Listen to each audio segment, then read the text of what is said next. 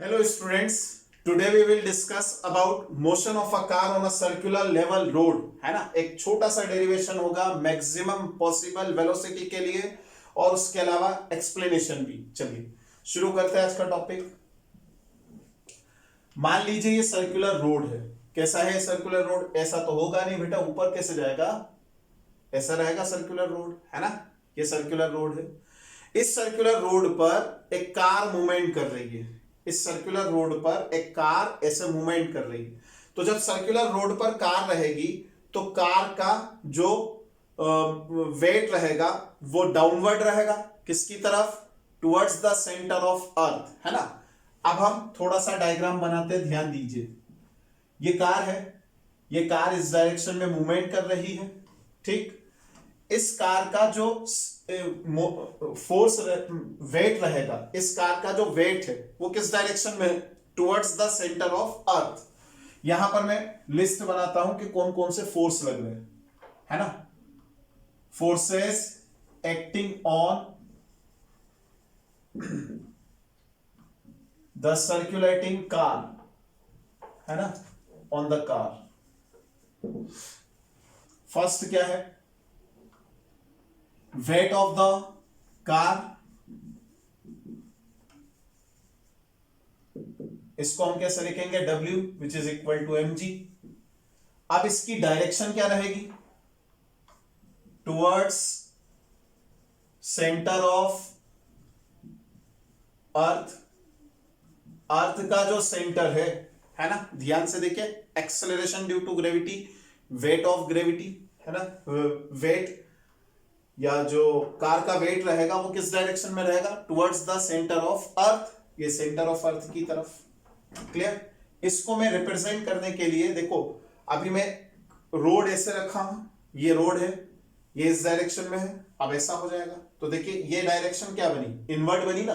तो invert direction को हम कैसे रिप्रेजेंट करते हैं बेटा? क्रॉस लगाकर। ये क्या बन गया? वेट। क्लियर? ये वेट की डायरेक्शन। अब दूसरा देखिए यहां पर क्या बनेगा? ये वेट हो गया। अब दूसरा नॉर्मल रिएक्शन। चूंकि यहां सरफेस कैसी है? प्लेन है।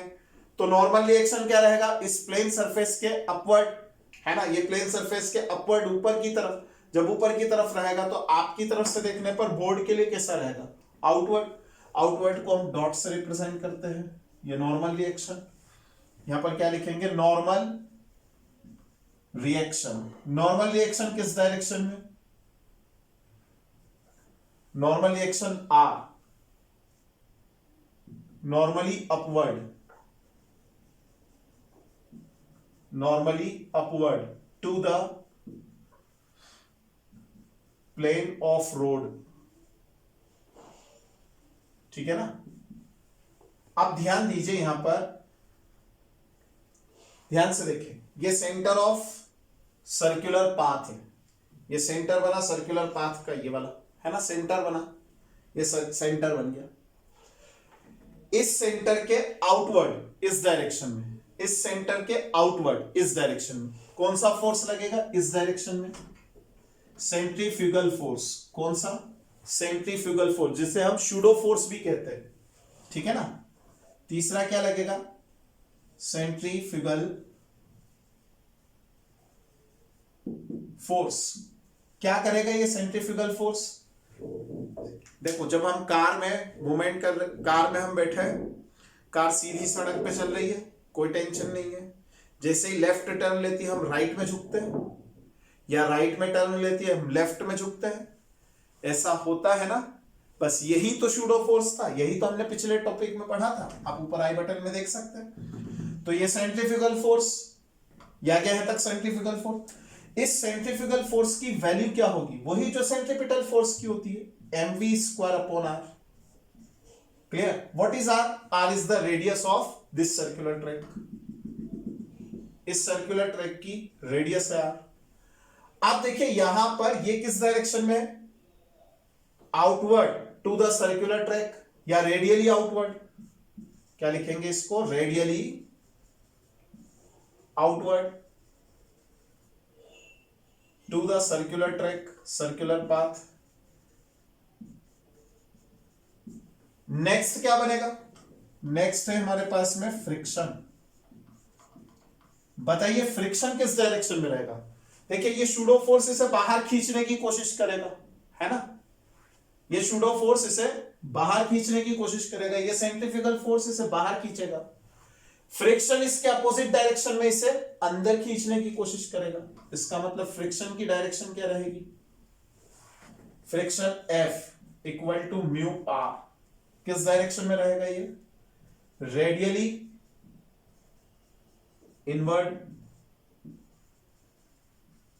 और towards the centre of circular path.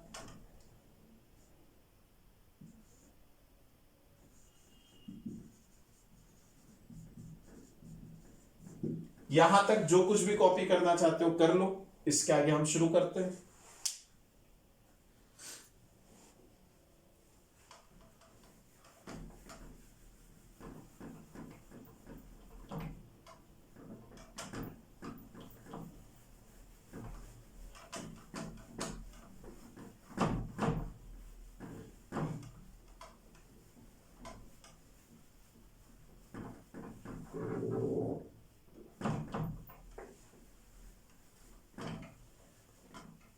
तो देखिए बेटा, फॉर सेल्फ ड्राइविंग क्या होना चाहिए?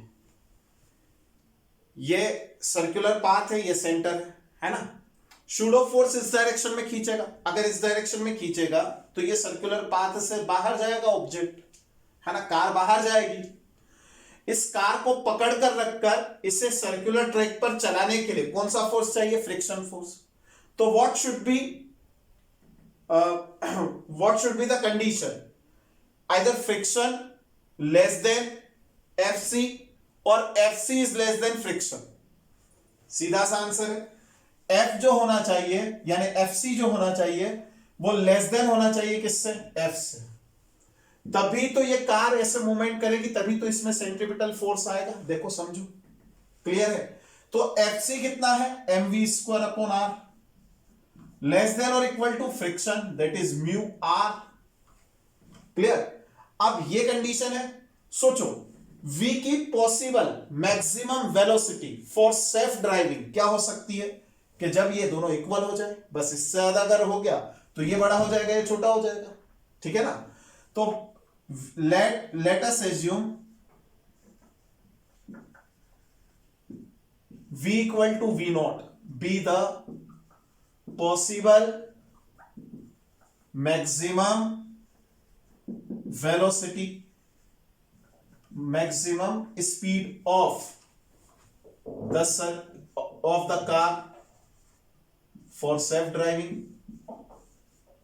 बस अब हमें इसी को कैलकुलेट करना है। कैसे कैलकुलेट करेंगे? mv0² divided by r equal to mu capital R। What is capital R?